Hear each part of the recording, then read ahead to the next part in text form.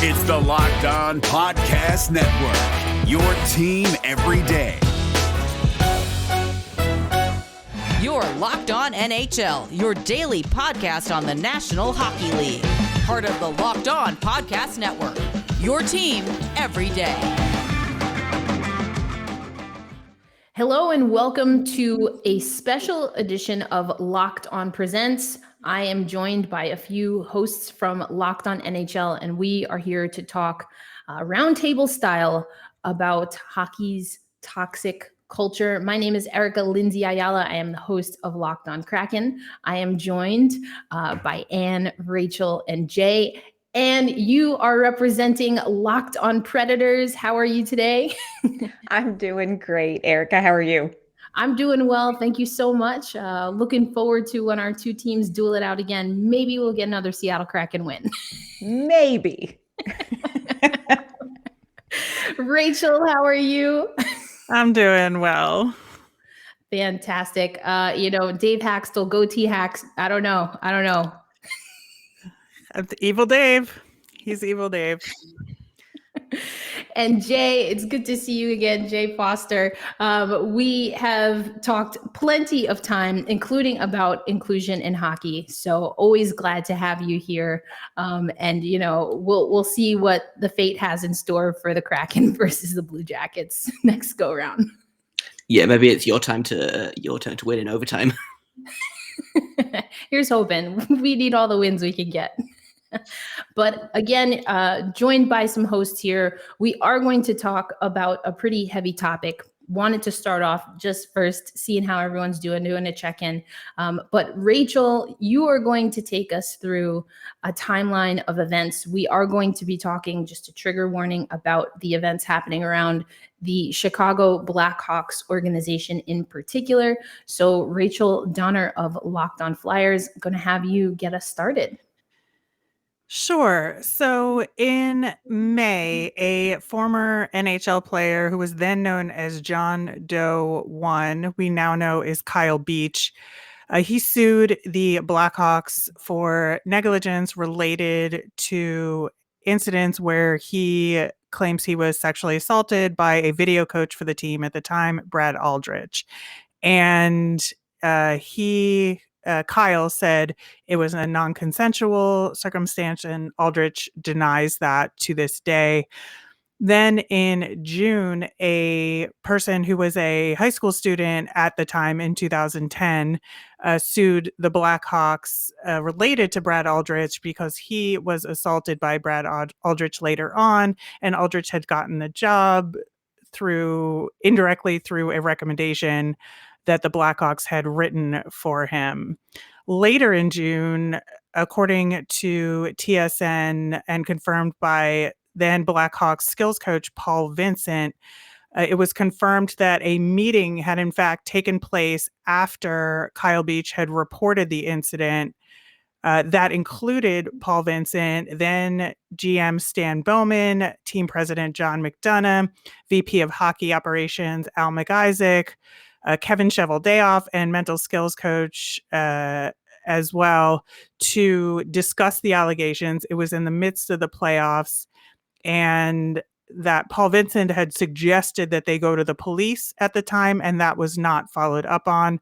The team was pressured into conducting an independent investigation after their quote-unquote internal investigation turned up no wrongdoing, as is the case often with internal investigations.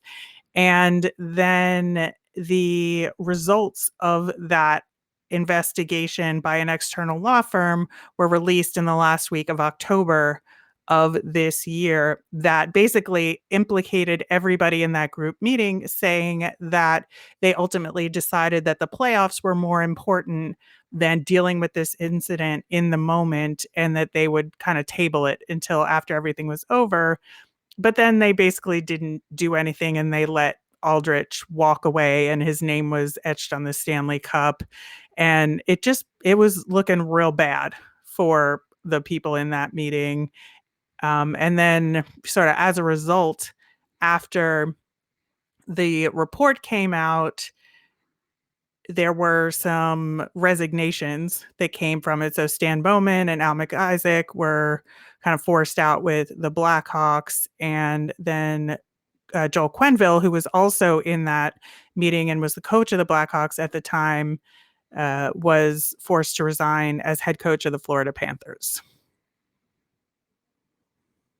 I mean, that's a lot. So many things, just so many opportunities, it would appear, even just from that timeline, to get to the bottom of what was happening. And unfortunately, that really didn't happen. And you mentioned the report, and I just want to make sure everyone knows what we're talking about. But Jenner and Block put out a report in October of this year, the report to the Chicago Blackhawks hockey team regarding the organization's response to allegations of sexual misconduct by a former coach. And as you mentioned, John Doe 1, we should say, is now we know Kyle Beach, but there was also much younger John Doe, whose mother has been outspoken in the media, who also had been abused and assaulted by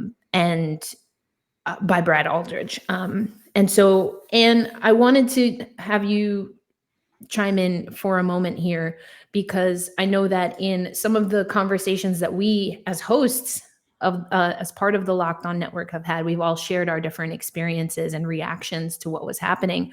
But you shared and opened up that you're a mother.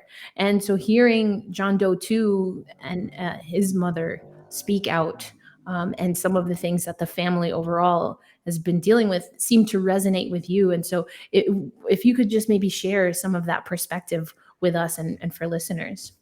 Sure. This has been a very difficult story on a number of levels for me personally.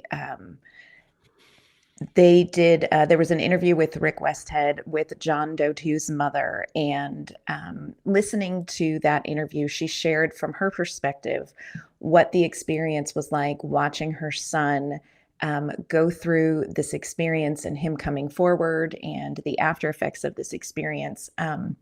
I'm a mom of 3. I have 2 boys that are 19 and 17, so right around this boy's age. And I really struggled watching that video, because there is nothing that you won't do for your children. And as moms, we try to set everything up in our life to protect them and to keep them safe. And we work hard to build trust with people. And this young man went to a party that ended up not having parental supervision where the assault took place. And it's heartbreaking, because as a parent, you want to do everything you can to protect your child, and to see them hurt is awful. And then to have to watch them walk through the trauma of an assault like this, that mom is never going to be the same, nor is the victim. So it's been really difficult for me as a parent to hear this story and to realize that there were many opportunities for that young man's safety to be procured had people been proactive and responsible earlier in situations that had obvious red flags. And that's what makes this conversation so difficult in a lot of ways. Again, not just the timeline with Chicago, but then that Aldridge left that team and was able to be in a situation where he had interaction with John Doe 2. And so the responsibility overall is something that I have lots of questions about, including how the NHL, the Chicago Blackhawks, not just in what was reported and what Rachel ran through, but also since the report in October that we have hit on. And so, Jay, I wanted to have you chime in and open up this part of the conversation. So in the report, there were a lot of different ways that the Chicago Blackhawks could have and should have intervened here.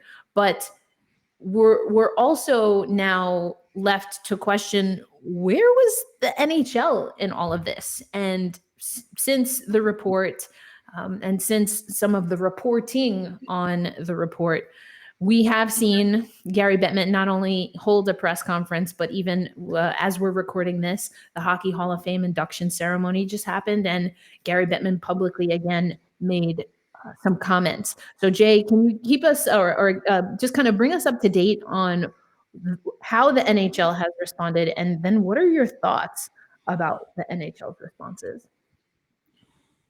Yeah, to begin with, so the Blackhawks were fined $2 million.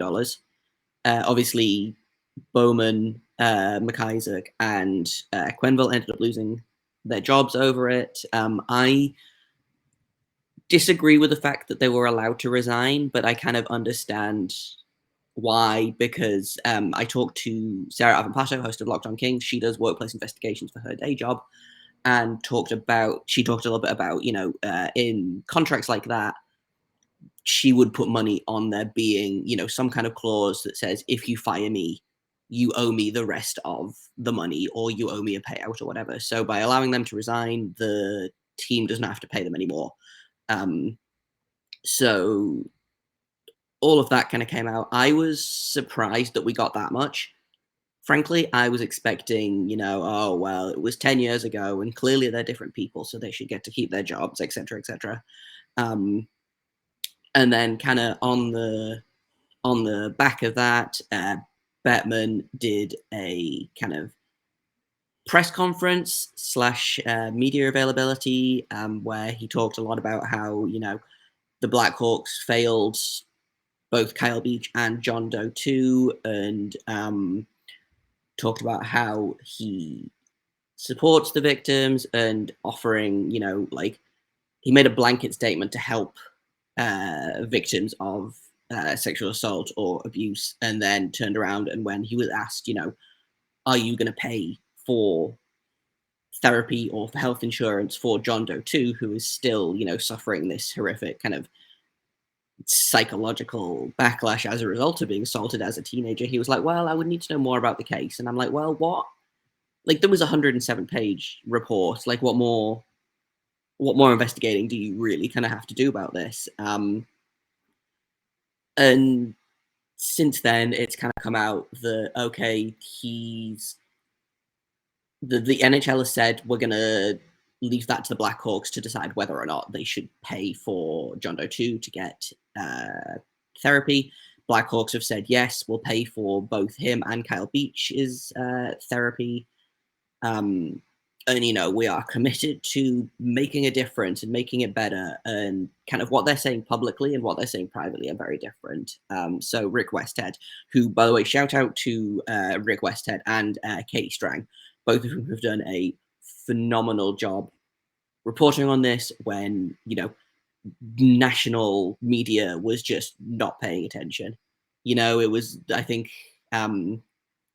maybe 3 or 4 of the national media people even acknowledged that this was happening. We got basically nothing from, guys like Bob McKenzie or Elliot Friedman said very little on the fact until it all came out in this report.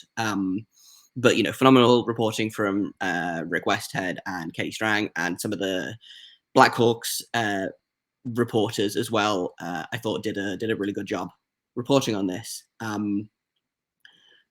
But so Rick Westhead has since come out, and while the Blackhawks and the NHL are saying, we are going to support Kyle Beach and John Doe 2, and we want to make this kind of as amicable as possible in public. In private, apparently that's not quite what's happening. They are, throwing a lot of debris on the track, shall we say. They're making it as difficult as possible. They talked about how if they wanted, before John Doe 2 could get the therapy, they wanted to look at his financial records and his medical records and his school records, because obviously if someone has straight A's in high school, then that clearly means that they don't deserve therapy or, something along those lines. And so it's just kind of been a very one-sided, we're going to help, but actually we don't want to pay any money or acknowledge any wrongdoing, to the point where this was just recently, I think yesterday, it came out. Susan Loggins, who is the attorney for Kyle Beach and I believe for John Doe too, came out and she asked Gary Bettman to personally mediate these talks because she felt like they were going nowhere.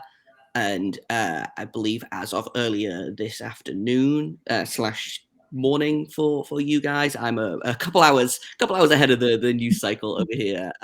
But as of earlier today, it was announced through an employee of the NHL that Gary Bettman quote respectfully declines the request to mediate these talks, which kind of feels a little bit like, well, I've done my bit. And I think that is kind of to just kind of wrap up everything I just kind of talked about. The whole thing has been just passing the buck from one person to another. Stan Bowman blamed his bosses. Joel Quenneville blamed his bosses. Kevin Cheveldayoff escaped any kind of punishment or accountability because he was only the assistant GM. And therefore couldn't possibly have any sort of responsibility about this. The Blackhawks have tried to pass the buck to the NHL. The NHL has said, well, no, it's the Blackhawks' fault. The NHLPA has kind of, and I'm sure we'll talk about that in a minute, the NHLPA was like, well, we reported it. We assumed that someone else would do something. And that's kind of been the theme of this whole horrible story has been, well, we assumed someone else would say something.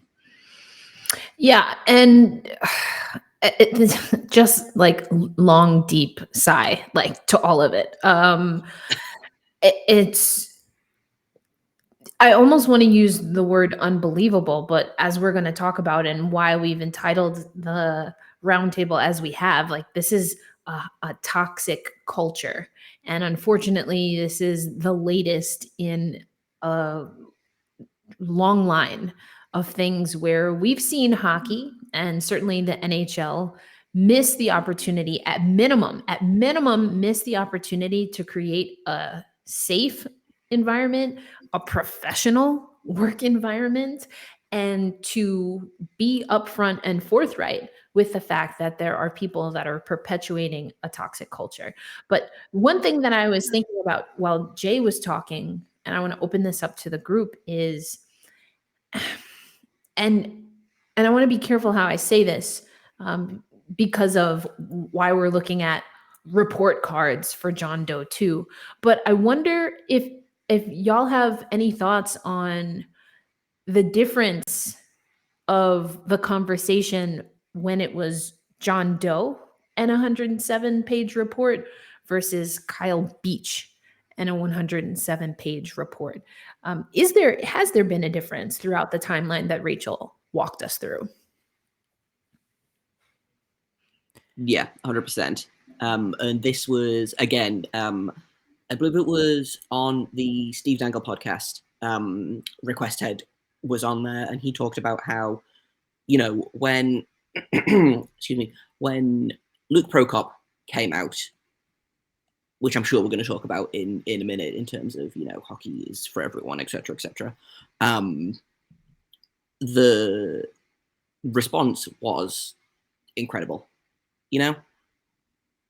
Once there was a name to it, the NHL was all about it. And it kind of, when you look at this, when it was John Doe, no one cared. No NHL players spoke out. No media seemed to really care. As soon as you put a name to the suffering and the abuse, and you put a face to it, and you put Kyle Beach on national TV, breaking down in tears and apologizing to this 16-year-old, which, by the way, was the most genuine apology to John Doe 2 from the person that has the least to apologize for. Yes. But yeah, once you put a name to it, suddenly you've got people coming out and saying, oh, well, we support Kyle Beach. And I think that is kind of representative of how the NHL does things. It's very much, oh, well, this happens to some people, not us, but this happens to some people. And then as soon as you put a name to it, it's, oh, okay, well, we have to face this. There were people still playing in the NHL now who were teammates of Kyle Beach. There are people who are working in the broadcast side of things, people who are working in the media, who were teammates, friends of Kyle Beach. And I think that's, yeah, like you say, once the name is out there, it's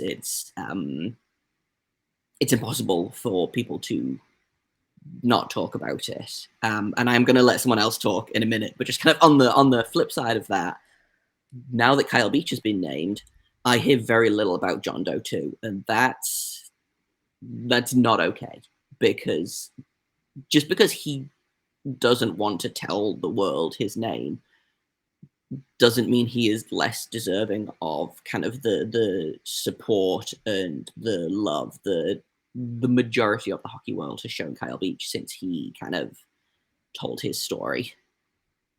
Yeah, I want to tack on to that on two of the points you were making, Jay. The first of which is sort of that toxic hockey culture aspect of it, because I really did, to your point, Erica, feel like there was a huge momentum shift or a paradigm shift when Kyle Beach's name came out and his interview came out, that putting a human face and real human emotions on that story just really brought it to the forefront in a way that the name John Doe 1 and words on paper, while powerful, just could not do on their own. And literally everybody in hockey was talking about it at that point, and nobody cared about the games, and nobody was focused on, oh, just play the game, this is a side issue.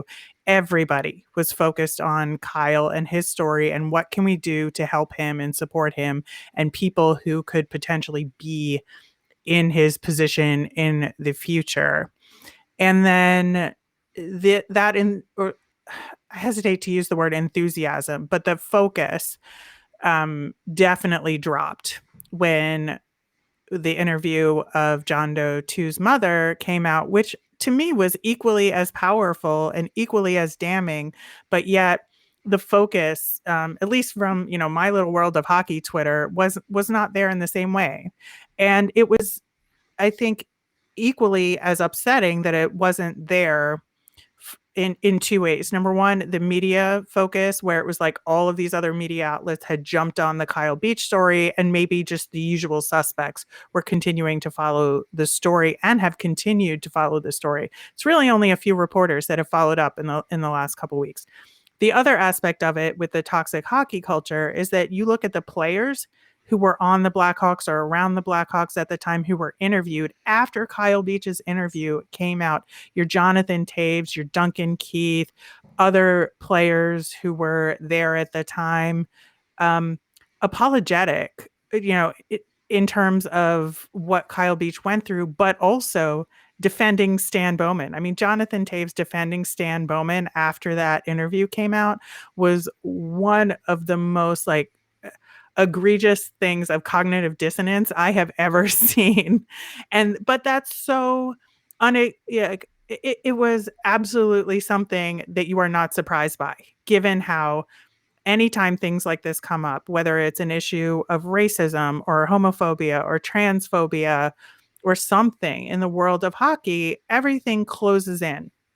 And we protect our own, and we protect the brand, and we protect the logo in front, and we don't care about the name on the back. And and we've heard again so much about the importance, or I like actually how Rachel put it, the paradigm shift that happened when we had the name Kyle Beach. However, if we step even outside of sexual assault and abuse in the NHL, let's just stay in the NHL for a moment. There have been other former NHL players. There have been names attached to coaches who have perpetuated violence, actual names. And still, here we are having conversations about another time where, again, the sport was not taking care of its own. A sport that prides itself on being communal, because it's a sport that's up and coming and growing, certainly in the United States as comparative to Canada, a sport that is all about family and whatnot, or so we're led to believe. And yet here we are in situations where we could even stay just in Chicago, right?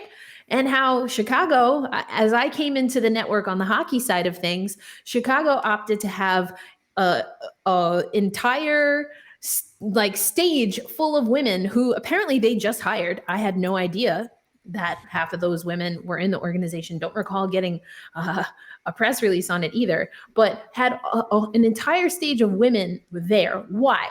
Because of other things that were happening in the news with that very organization. So yes, the name, having Kyle Beach's name, but we've had other names, Akeem Aliu as an example. Yes. Why is it that there seems to be an excitable blip where, again, the focus, let's say, is on the particular circumstance and the victims and those who have been harmed? And then why do we then seem to just have those conversations and the concern or focus vanish? Yeah, I think there's a history. I think this is how the NHL has dealt with issues like this consistently for a very long time. And because it has happened previously where they have had issues and they have been able to sort of tap dance around them, and then they've sort of faded, I think that they don't know or don't care to have a better method of handling these things moving forward. And I think, like you said, this is not a one-off issue. This is not a one-time thing. I think that there are systemic issues in the NHL that have to be addressed and that have to be changed. And it's discouraging to see this momentum kind of fade away as people tend to focus back again to on-ice things, because nobody on the ice is going to be protected until you handle and manage the leadership and the situations off ice. And like you said, there is something about this NHL kind of, it's a team and we have each other's backs. And that is a great experience in sports, but it can also be used to perpetuate behaviors and attitudes that are toxic. And I think that we have seen that time and time again.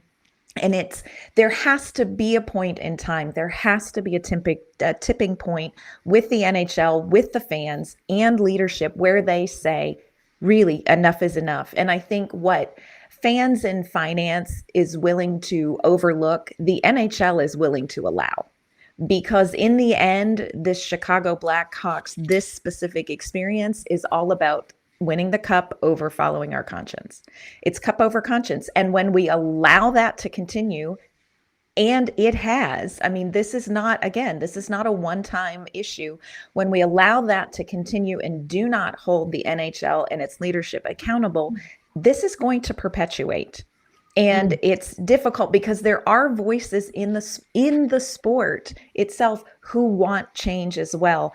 But I think the change has to come from the top down or the bottom up. And when you lose the momentum, they're off the hook. Yeah. And I want to get to that point in just a minute. And you bring up such an excellent point. Where essentially does the change have to happen? Is it with one particular person? Is it with one particular, governing body, because we also, we've talked about Stan Bowman a few times. Let's not forget that he's also a part of, or was, of USA Hockey. And USA Hockey has a terrible track record, a painfully despicable track record on this particular type of harm. I'm starting to get a little upset here. I've been upset. Listen, good reason. It's just like, it bubbles over when you really start it, and then the next thing you remember, and because you stay focused on what we're talking about now, and Kyle Beach and his courage in coming forward and how important that was. But shouldn't it have been important when he mentioned this the first time? That should have been enough. Why wasn't that enough. So I before I completely go off, I did want to go back to Rachel. You mentioned Jonathan Taves, and I wanted to pull this up. I didn't have it originally, but and it goes also to Ann, what you were talking about and what we were talking about that hockey community. And I've been on the loving end of that, but there's also the dark side to it. And the quote, this is coming from the Sun-Times, Chicago Sun-Times, regardless of mistakes that they, talking about the, Bowman and the like, have made, someone like Stan, who has done so much for the Blackhawks, to lose everything they care about and their livelihood as well, then there's an ellipses. I don't understand how that makes it go away. To just delete them from existence and say, that's it, we'll never hear from them again. Now, I'm going to be honest. There's a piece of that I agree with. However, it's also extremely dismissive of what people who do decide to step forward, and for those who continue to keep pressure on those to reveal their process. It is, I find that statement completely dismissive of the cost for those who are trying to fight hockey culture. I find that completely dismissive. What I will say is, and the fear that I have, the biggest fear that I have is that, okay, we put a few X's through Aldred's name on the Stanley Cup. We tossed over a $2 million fine, which we've seen bigger fines in the league. We provide services this one time. And yeah, oh, by the way, we're saying that we have a hotline, and we're saying that the communication is open, and we're saying that the only reason that the hotline and the communication, the open communication that we had before didn't work that time is because, it was 10 years ago. What the heck has changed? What has changed? So yeah, you know what? Quote unquote erasing or removing these people. Do I have faith that this is going to prevent something else from happening? I have to be honest. The answer is no. No. So it's not just enough. Yeah, I do want to, I agree with you absolutely on that point, that I don't think as a general rule it's enough, and that it will do anything in terms of dealing with some of these systemic issues that we're talking about, whether it's like racism or misogyny or things like that are greater societal issues that are magnified by the insular nature of the toxic hockey culture. I do want to give that hotline a little bit of credit, because some people within the Anaheim Ducks organization did use it to report, an abusive situation in their management related to Bob Murray, who was the GM of the team. And as a result of those reports, he was put on administrative leave and then later resigned to go into a 30-day program. So I do want to give the mechanism a little bit of credit here. And it could be that the Anaheim Ducks just wanted to get ahead of things. And, given the nature of, the temperature of the hockey world right now, it was in their best interest to do so. But it turned out to have a good result for the people that work for that company. So I do want to give them a little bit of credit there. That being said, I just don't see it translating to these greater societal issues. Where there's just so much pushback from this league and a desire to protect their own, and have this continuous circle of, we joke about 200 hockey men, but it's based on reality that there's this group of people that get, promoted. It's like out of a need to get them out of the role that they're in. There's a lot of failing up. There's a lot of failing sideways. And that's the nature of sports, because, you can only work so long as a coach or a GM in a particular environment before your effectiveness depreciates. So I get it to some degree, but at the same time, it's also protecting people who are not good and should not be in charge of mentoring young athletes. Yeah. Go ahead. Sorry, you go ahead, Erica. Thanks. I was just going to say, I do appreciate you bringing up the hotline in respect to the Anaheim Ducks and even other places. We have heard reports that players are feeling empowered. I will be honest, my bias is coming from there being similar mechanisms after what Akeem Aliu reported and went through. And but I do honor that, and I appreciate you bringing that up. But Jay, I actually was going to ping you in here because Rachel hit on some other things that you have mentioned already and dropped some names already. Like there, unfortunately, and I know you say this a lot, like, you know, I'm going to remix it here, but like, is there any organization that is quote unquote safe, or that should not be using a fine-tooth comb in light of what we see happening in Chicago right now? And again, to what Rachel brought up in Anaheim. And so, you know, where do we even go? Like, how do we get to a point where we're not just being reactive to a hotline? What needs to happen throughout the league and including the front office so that the culture starts to shift? Yeah, I think just to kind of finish Rachel's thought, like the biggest thing that comes to mind for me is Mike Babcock, who was fired for the Leafs not achieving what the roster could achieve. I think he was fired because the team was not performing as well as they could. It subsequently came out that he had been bullying, I guess, is probably the best word for it. There was an instance where he, I don't know if this is 100% confirmed or not. He dragged Mitch Marner into his office, made him rank the players in order of like who was trying the best and who wasn't trying, and then used that to. He basically said, "Oh well, Mitch says that you're not trying hard enough," this really kind of manipulative behavior. It came out that, who was it? I think it was Franz Nielsen came out and said, yeah, he's exactly the same as he was 10 years ago. He hasn't changed. Subsequently, he has not coached in the NHL since. He was on TV briefly with Sportsnet, I think, and he is now coaching college hockey in Canada.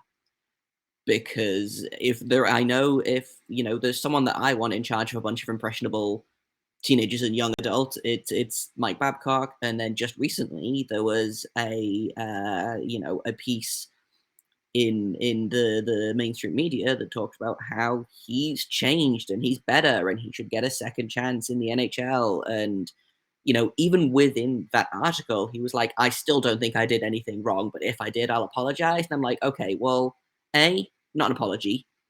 B, fantastic way of showing that you have learned exactly zero from this whole situation, like, and that's kind of, that is how hockey culture works. It is, you do something wrong, you disappear for a couple of years, you come back, and everyone's like, wow, he's so different, but then you look at like, and this is just sexual abuse and assault. If we just look at this one problem, you don't even look at, the misogyny, the homophobia, the racism. 20 years ago, Sheldon Kennedy went through the exact same thing, and it is still happening today. You look at, even within USA Hockey, the guy that they had to replace Stan Bowman, the GM of the Minnesota Wild, Bill Guerin, was under investigation for cover-up of a different sexual assault case, which it has since come out that it was, just for a little bit of context for the listeners who might not want to be as familiar with this case. It was with the Wilkes-Barre Scranton Penguins in 2018, I believe. The head coach at the time, Clark Donatelli, assaulted his assistant coach's wife.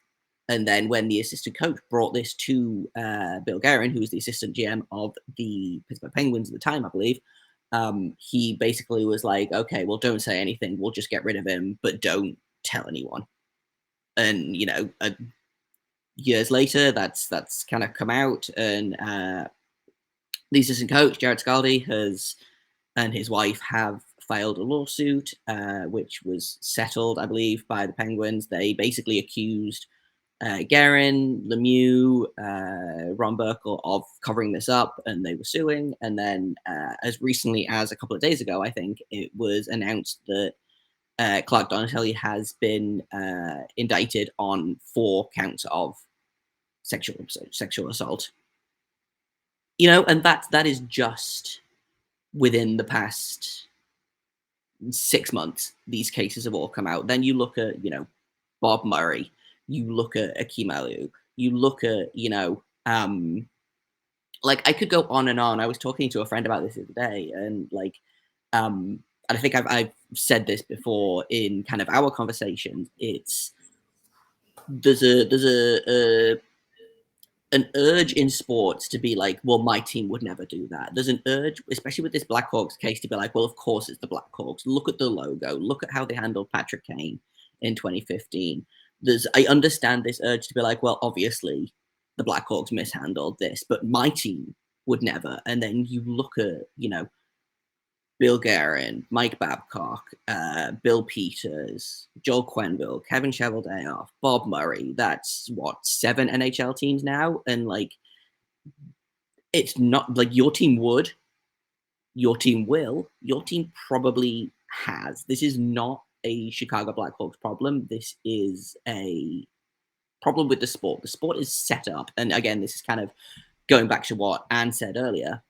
This sport, this culture is designed to keep the status quo in place. It is designed to, if you speak out, if you say anything, if you criticize, you're a bad teammate. Kyle Beach never played in the NHL. He was labeled, he had attitude issues. He was bad in the locker room. He didn't have what it took. How much of that is a direct result of what he went through in 2010? And I know I have kind of talked around the question that you asked here, Erica, but what needs to change is everything. We talk about it in the greater kind of the society. We talk about police reform, and we talk about how do you reform something that is so completely rotten from the top to the bottom. And I don't know. And it's the same question. How do you fix the NHL when the NHL's built from top to bottom to perpetuate and to silence this kind of abuse? And again, that's not even going into racism, homophobia, et cetera, et cetera.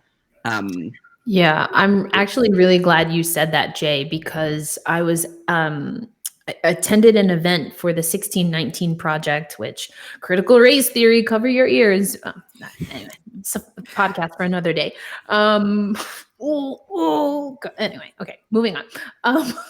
Anyway, so in that conversation, Nicole Hannah-Jones, who is she is one of the authors and kind of curated a lot of the 1619 Project, was just dealing with slavery, in particularly of descendants of of Africans that were brought to the United States through the system of slavery. And what she said, which I think is exactly, Jay, what you just said, is that essentially white Americans have to decide that they want a different future. And so the NHL has to decide that it wants a different future. And so, Ann, you hit on this before, and I want to come back to you before getting Rachel, you to chime in on this as well. You heard Jay talk about how do we fix a system that was built to be this broken and was built to perpetuate certain people at the top. Well, we know who's at the top right now in the National Hockey League. We know that Gary Bettman has said in as many words that the Chicago Blackhawks should have known. And if they didn't, that's essentially on them, whilst also saying, but the NHL didn't know. So how are we holding the Chicago Blackhawks responsible in one way, but not the National Hockey League in another? And I mean, I really would love to get into this conversation. And what does that mean for leadership again, at the front office of the National Hockey League. Yeah, I think it's a vain attempt by leadership to sort of pass this off as like Jay said, this one team did this. But if you really peel back the layers and you look at this, the system of the NHL as it is right now, and sexual predators need two things to perpetuate a crime. They need the trust of their peers and those who hold them accountable, and they need power and authority over others. And when you have a leadership structure that is very insular, when you are giving leadership to people maybe based on time and connections and perhaps not on character and merit, Rachel said, this is a very small pool of leadership that they consistently draw from. And I think that when you put that in place as leadership, you lose accountability from those who report to you. And when you have a situation where there aren't boots on the ground, for instance, in this Kyle Beach situation, these Black Aces who were there, they really didn't fall under the coach of the Blackhawks necessarily. They didn't have somebody who came up with them and was with them all the time. And so you have this opportunity and you have someone who holds their dreams in their hands.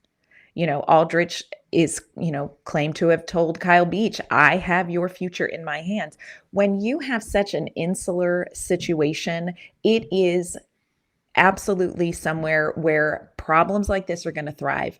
The way to change it, first of all, you have to change the leadership.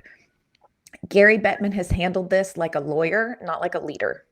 And the NHL needs leadership. The NHL also needs a different leadership. We don't need to substitute in somebody who has been in this small group of people. Let's talk about getting some different faces and experiences in the rooms where things are being decided. Because you want hockey, and I choke a little bit when I say this, you want hockey to be for everyone, but it is not led by everyone. And until it is led by everyone, come through. Let's go.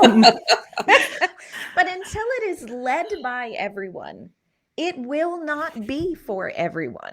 And I agree with you. This has to be a change that is demanded from the bottom up with fans, from the top down, a leadership change, and kind of in the middle here are us, kind of the media. And our responsibility, I think, is that we have got to be relentless with accountability, and calling these things out. And the other thing that I think we need to do and we need to be careful of is there are voices in the league right now that need amplified. There are voices in the league right now that are calling for a change in culture, that want to talk differently about racism, about homophobia, about mental health, about sexual assault. There are those voices, but they're a lot of times cast aside, brushed over, not amplified. And we have to find them and we have to amplify those voices, because you have to change the language and the conversation. And here's the thing. There are some people in the NHL who don't think it's a problem. This is a one-off problem. It's not. It's a cultural problem.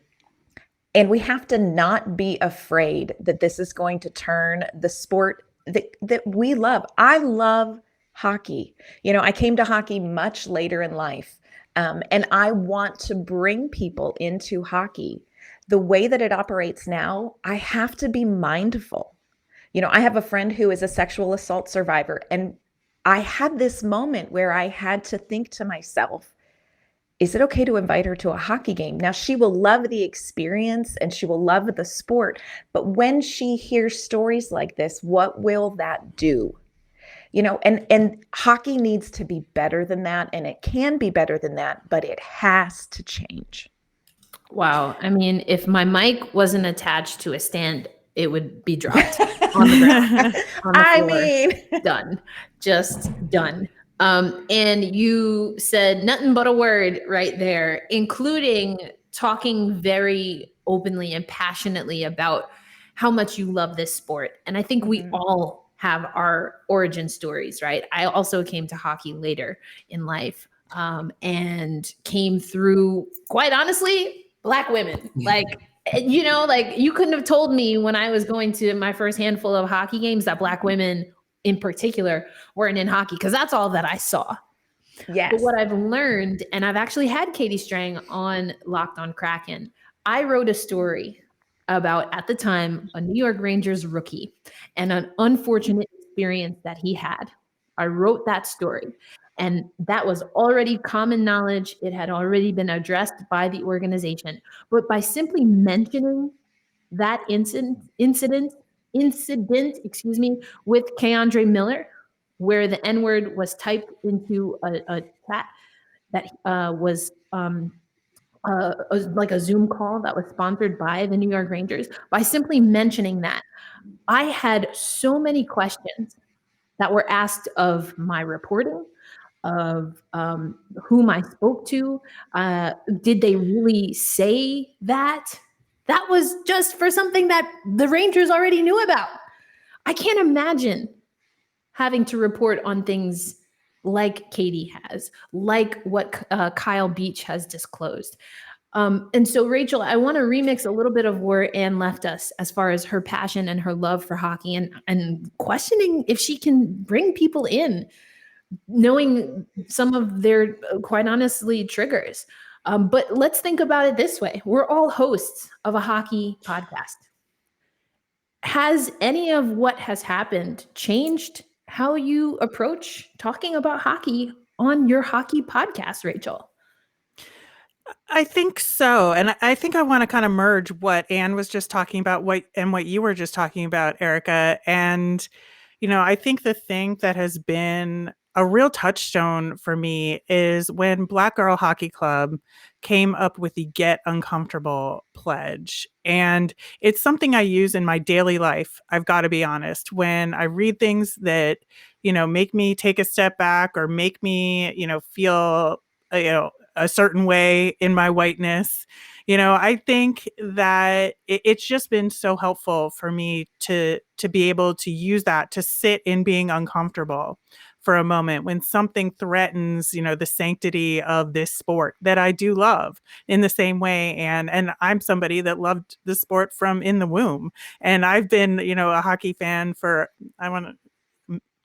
over 40 years now, let's say. And so, I've seen the sport grow and change over the years, but also stay the same in a lot of ways. And the way that circles back to your question, Erica, is that now that I'm on the media side of things and reporting on the sport, I think the media has a certain responsibility now to report on these things and have it not just be a handful of reporters doing this kind of difficult work, and that a lot of the stick to sports crowd in the fan base, who could be a very powerful weapon in influencing owners to create change, to change the leadership at the top of the NHL, they haven't been getting the education or the information on what's going on behind the surface enough in a way that they have been comfortable in this sport. And I include myself in that day. I have been part of that day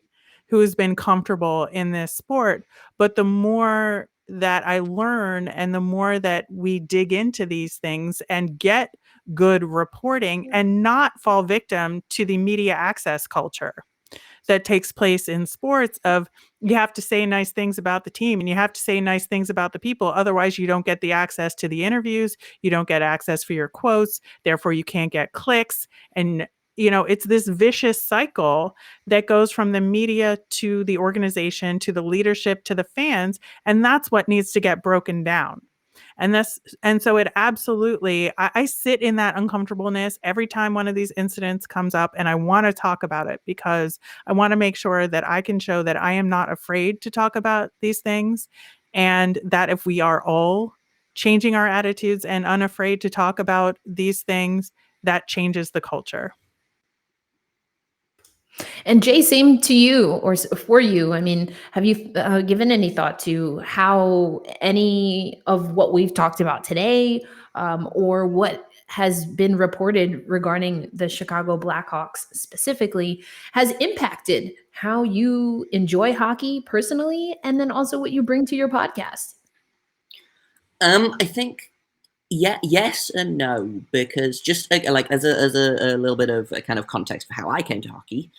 I came to hockey in 2013, just after the Blackhawks had won their Stanley Cup. That was kind of, they were the gateway team, I guess. People who didn't grow up with hockey, I was like, oh, they seem like a fun team to follow, They won their second cup in 2015. I was like, their third cup in 5 years or whatever it was. I was like, this is the life. This is true living as far as hockey fans go. And then 2 months later, Patrick Kane is accused of raping someone at his home in Buffalo, and that was kind of my moment of, oh, hockey's not okay. Like, hockey is not a good place. And so since then, I've kind of been, and I actually recently went back and found something that I wrote at the time of this that talked about with, my relationship with hockey and how disappointed I was, and how